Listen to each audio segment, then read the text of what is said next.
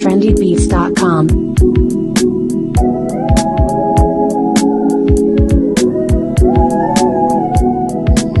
It's for this reason, so we're creating this platform called KMU Sunday Podcast.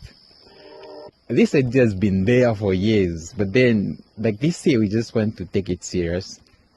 So starting this Sunday.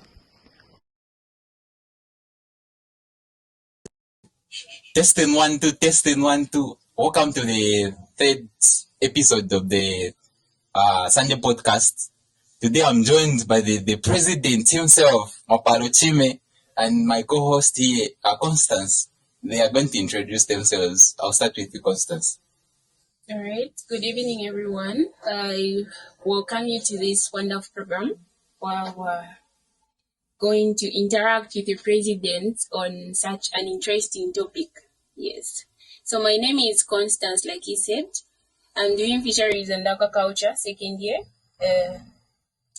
And currently I'm the secretary to the Vasoda Society, like I said last time. The presidency. Good morning, good afternoon, good evening. I know the time you might be catching the Sunday podcast might be at a different time. Well, basically, my name is Mapalo Chime, and I'm the current guild president for Kapasa Makasa University. I'm actually the first Kapasa Makasa University student to hold this post. Yes. Yeah. So this is just a platform. This is just a platform where we call people to come and just go on form of a personality and everything. So don't expect to be a political or anything. We're just having a conversation with the president. And of course, we've got some topics, interesting areas where we're going to touch, starting from relationships, school, finances, academics, and politics as well. So we're going to talk about a lot of things. Constance, in conversation, man. All right. So today we're talking about leadership. That's the topic for today. If time is going to allow, we're also going to talk about relationships in school. Oh, yeah.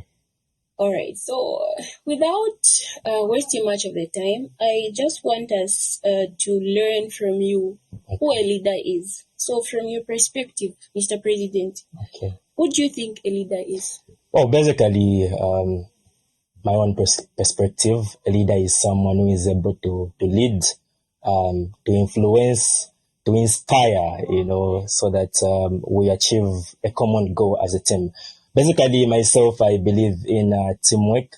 I believe in separation of power. Even my current administration, Chime administration, I've so much respected on separation of power because I don't need to interfere in the works of other people. But of course, I'm the pillar. I'm there to inspire. I'm there to motivate them, and I'm also there to delegate much of the works that are needed or required to be done there and then.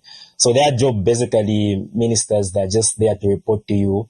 But you are the overall boss, of course. You're there to delegate, you're there to motivate, to inspire, and ensure that indeed a common goal, a common target is achieved. Yeah. Right. That's so much interesting, actually. That's really so much interesting. I would pray that we has elaborated on the aspect of who a leader is. So the other question is, what is the hardest part about being a leader? Like, what do you think is the hardest part of you being a leader? Yeah, you're a leader, yes. So what are some of the, not really challenges, but the hardest part of being a leader? Okay, that's a very... What happens in the background? In the background. That's a very interesting question. The hardest part about being a leader basically is when people don't trust the process. Basically, I'm a man of principles. I believe in patience. I believe in time. And I also believe that there are some things that happen for a purpose. So, it becomes really difficult if people don't believe in you, if people don't believe in your vision. I'm a victim myself. Going into elections, and then most of the controversies, the blunders that were going on, where people would criticize you. Chime has never been a student unionism before. Chime has never been a mayor before. Chime has never been a minister before. But they don't really want to trust the process. They don't want really to get to know your vision, what you out to do for the institution. So that becomes very difficult if people don't believe in you, if people don't believe the process, and if people don't trust you as a leader. There are just some people that will come unto you and just tell you, "Me, I don't like you. I don't like you naturally." It does happen, yeah. That really happens. stick to it. Yeah. So I think that's the hardest part. If people don't believe in you when you're trying to achieve something, that's the hardest. But then again, I've got the question because at some point, Okay. it's a story at door. Was going to differentiate that number of give, and then Oh yeah. also some part where they just have to trust you. So now, how do you differentiate? Because sometimes I feel like people are trust the fact that.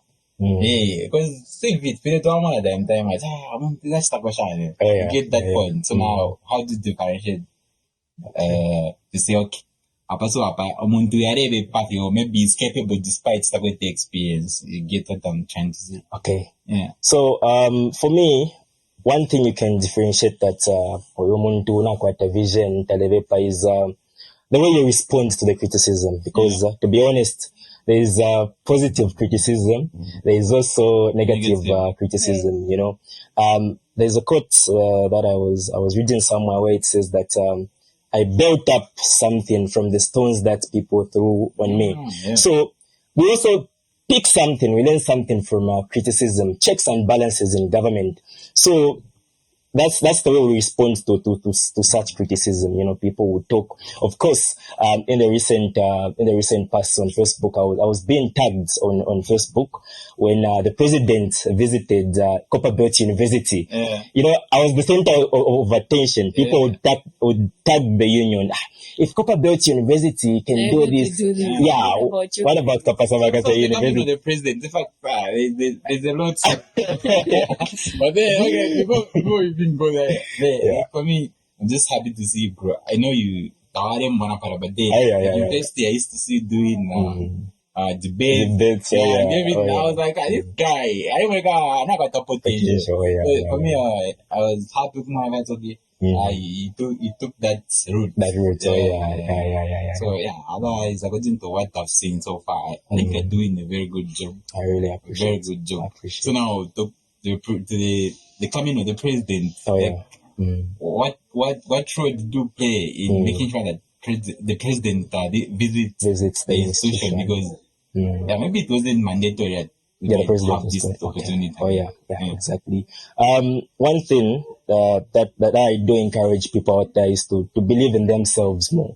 And then you really need to be open-minded when you're into leadership. You need to investigate, to learn more about what you're getting yourself into.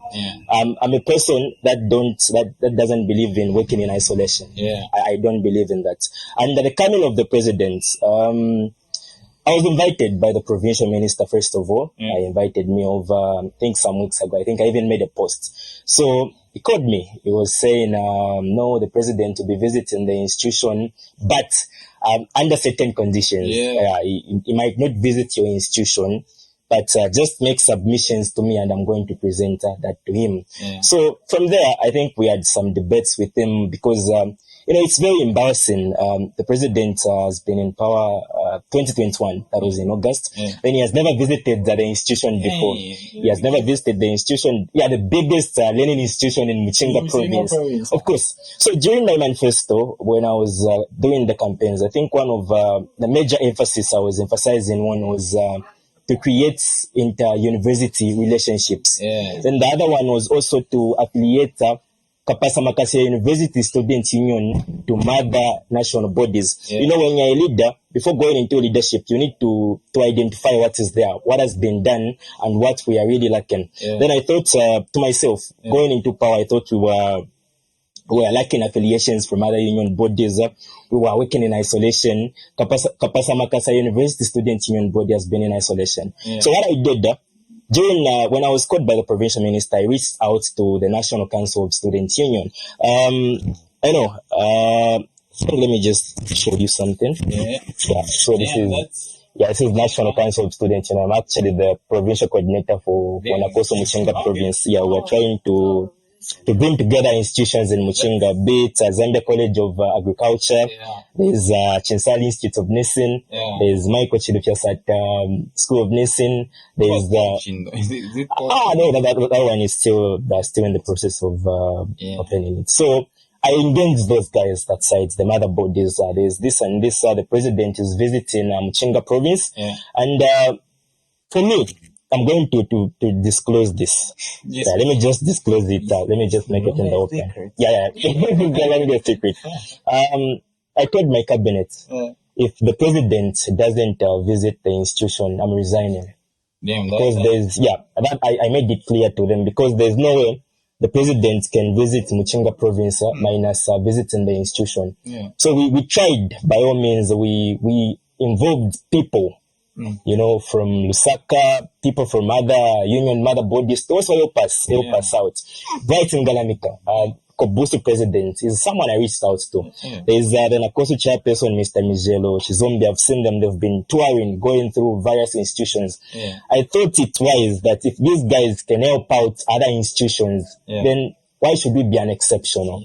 So I involved those guys, and they came to our aid. They helped us out, and it was a success at the end of the day.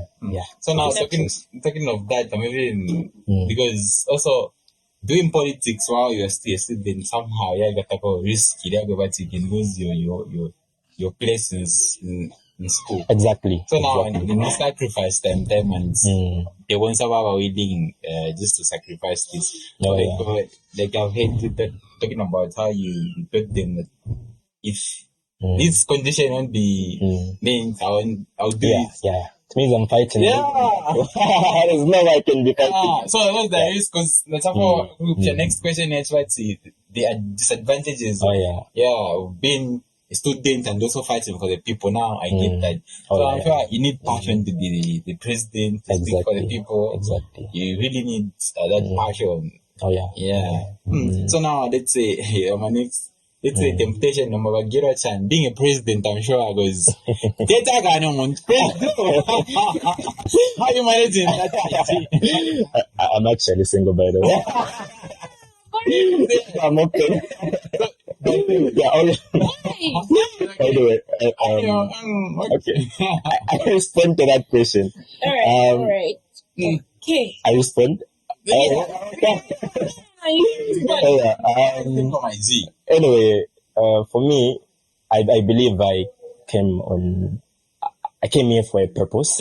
That's one thing that I do believe. And then one thing that I do understand is that no matter how small something might be, there are always people out there that are always looking up to you. Then I don't really like sending that bad image to someone, People just follow you blindly. Someone in my first year, when I was in my first year, there was a friend, unfortunately, he went on part-time. He followed me up. Chime, I just love the way you are. I love your personality. You really inspire me. I mean, if you were to change... Especially the accent, right? if you were to change, any slight change, I would also go the same route, because you're more like a role model to me. And then I would be like, if Chime can do this, I think this is the right thing, because I look up to this person. So I've more like just taken a route whereby let me inspire people. Let me just do the right thing, and then other things will follow me. So I think on the dating aspect, I've not really much paid attention into it. It's more about work for now. I'm not saying you should do it. Okay. I went somewhere and I met this man. He's done almost, and he has almost everything that I want right now. Oh yeah. The only advice they gave me was like, my G, you should, while you're still in school, you should find a partner, because out here in society is quite hard. You're chilling every day with someone I want to talk about. You can't be on the for a long term life like that. So for him, it was like, this place is the best for you to start. So now I'm thinking about that, because even me, I send the aspect like about, no, I'm here for school. Let me just focus on this. But then I'm hearing someone who has like, from Manamona video, then I'm outside by. So now I'm stuck. So but at the end of the day, I think it's just about your goals. Oh yeah. You can do what that person did. At the end of the day, just do your own thing. Oh, yeah. So, but again, on the part of relationships, I think somehow it depends with the way you are, you know, the type of person you are. There are some partners that will build you, that will, you know, pick you up, or you struggle together. Because even as leaders, we are at times we are only you know, we break down. We need someone to talk to. So I think it depends with the kind of partner you meet. So she can either build you or destroy you. You know, there's some testimonies we've heard from people whereby, you know, my partner made me grow strong in Christ. That's something that you can really look at. Yeah, very inspiring. So it depends, I think, on that aspect also. So do you think if you were to find someone who can lead you, you are ready to be in a relationship? Right? Of course. I wouldn't deny myself. You're still looking for me. This is right. I think I've just not paid much more attention on it, but yeah. So, fact, even not in your segment, you're talking about leadership. Now you're talking about relationship. The constants, like for you, what do you think about relationships? I would say relationship, like you said, relationships are not really bad. It just depends with who you are, like you said, because there are people that you're going to meet and they're going to build you up. They are going to inspire you in so many aspects of life. So I would not discourage relationships in school. I would lie because you know I've experienced it before here. It's actually fun. You know, it takes away all the stress. Are you still experiencing it?